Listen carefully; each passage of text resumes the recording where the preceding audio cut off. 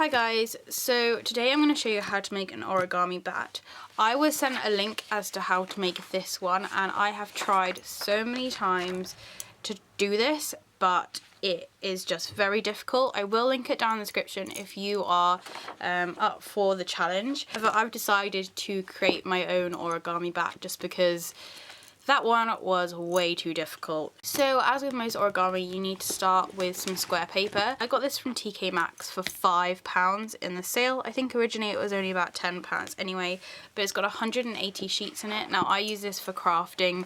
It's really good for like backgrounds and stuff. You can get similar things like this from the works. There's loads of different paper and designs in here, so I thought that it would work quite well for this because I want to make a relatively large bat and you need square paper. Also, it is slightly easier if you have paper with a white background. So I went through here and I picked out this paper. I feel like it's got quite a subtle pattern to it. It's just sort of zigzags and I thought it'd look pretty cool on the wings of the bat. I'm just going to flip this over to use it as kind of a working station. So hopefully you'll be able to see what I'm doing. So you begin with the square piece of paper, but turn it over so that the white side is up. If you're using a design with patterns on it, you may want to make sure the patterns are the right way up, but because mine is just zigzags, I don't think it really matters too much. So begin by folding it in half. Now, the thing I always do wrong with origami is I do it too quickly and I don't fold it precisely enough, so it goes all wonky and it just ruins the overall look. So I'm hoping this one turns out okay, but I'm yet to have made something out of origami that isn't just the tiniest bit wonky. Now with the long side at the bottom, you fold it in half again, so you're making a smaller triangle. And hopefully it's not wonky yet. You just need to unfold it back to your original triangle and you'll have a good crease down the middle. Now turn the triangle so that the pointy bit is at the bottom and fold this bottom point right up to the top, keeping it in line with the crease that we've just made. Then again you unfold this one so you've got another crease now, sort of making an X, and you take the point and put it right in the center of the X. Now it's time to make it look slightly more like a bat shape.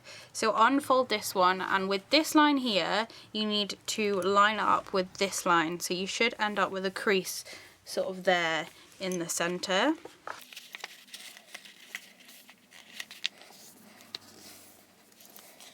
So to me this kind of looks like a bit of an odd boat. Now to make this look a little bit less like a boat, take this point here and then fold it so that it's touching the top crease. Like so.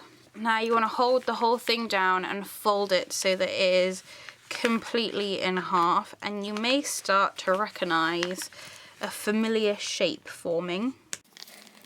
And once you've made that crease, you can open it back up again. Now you need to turn him over so that you're looking at the back bit. Again, to me this looks like a boat. And you take this line here and you put it in line with this one, so it should end up folding sort of in an upwards direction. Now you can unfold this and you need to match this point over to this point here where the two bits of paper join. So it's a little bit fiddly, but you just need to make sure it lines up there and then fold it. Then once you've made a crease, you can unfold it and you should end up with a line here and a line there. Now you just need to completely follow this step again, but on the other side. So we start by lining this line up with the middle line so that we're kind of folding in an upward direction. Once you've made that crease, you can unfold it, and then we're taking this point here and lining it up with this point here and making a crease. So now you should have two creases here and also a crease there as well. Now when you turn it over, you should see some various different shapes forming on the front. So now that you can see that there is a line here, just bend it again just to make sure that it's nice and prominent. And then what you need to do is you need to make another crease around here in the middle. So if you line up this crease here with the center line, and your wings should go upright. So make a crease, and now that you've got this vertical line, you need to do the same thing with this other bend that we made previously. So this one's a little bit tricky, but you need to fold it so that there's a crease around there in the center. So again, bring that one to the middle line. And there should be an almost right angle triangle here at the bottom. Then to make some more definition in the wing, you need to take this triangle here and fold it downwards. This point here is going to this point here. So for the last part of this wing, you need to make another fold sort of in the center. So you're lining up this line here with the line on the side.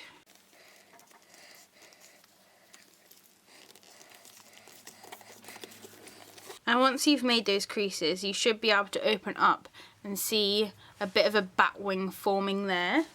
So we want to do the same thing on the other side to make the other wing. So you want to take this fold here, which we originally made, and line it up with the middle line of the bat. So you should end up with your wing pointing upwards, and if you have like a little look inside, it should look pretty even in there. You then want to take this second bend that we made previously, and again we want another fold in the central part. So you're folding this so that it's in line with the center.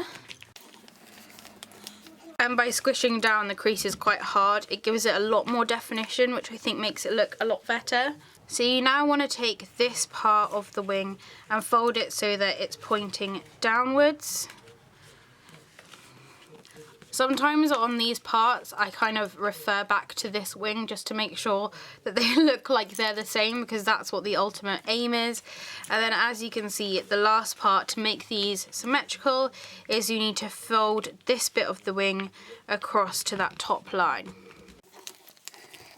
So when it's shut, it should kind of look like this, which I guess looks a little bit like a bumblebee, but when you pull them open, they should look more like bat wings. Now that that's all folded and we have the wings, it's time to kind of work more on the head and give it a more bat shape. So if we turn it over this way round, you can see that the wings are sort of all ready, but we definitely need more shaping around the ears. So to make the ears, there's no like exact place to fold it to, because we're gonna end up pinching them to give them that sort of pointy shape. So if you take this end and kind of push it in a little bit as much as you can, and the top, and then pinch together to make a kind of pointed shape. And you need to repeat this on both sides so that it looks kind of even.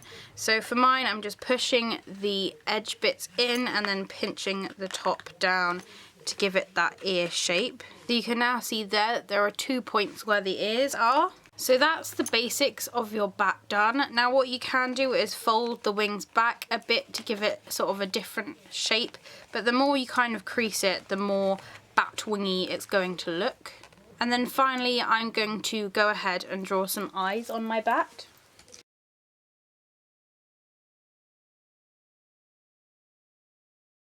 So there you have a really cute and super simple little origami bat. You can make loads of these with different size squares and have these stuck on the wall. Because of the way that we folded it, these two bits are flat, so you can blue tack these down and it will give it a very sort of 3D effect because the bat will be flying off the wall. The thing with this design is it's very versatile, so you can pull the wings out or even fold them in further to give your bats sort of a different appearance when they're flying. So what I'm going to do now is I'm going to go ahead and make a few more of these bats quickly, then I'm going to blue tack them to wall just to give you a sort of idea of how you could display these little origami bats. I have made these before using a napkin, but the folds of the wings didn't hold in that well. You do use like a thicker like paper napkin. They do hold in enough to have little kind of bat decorations on your table.